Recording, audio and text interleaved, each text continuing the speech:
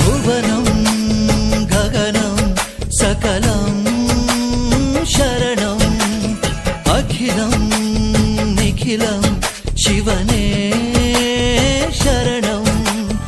ಉಸಿರನು ಕಾಯಲು ಹಸಿರನು ನೀಡಿದ,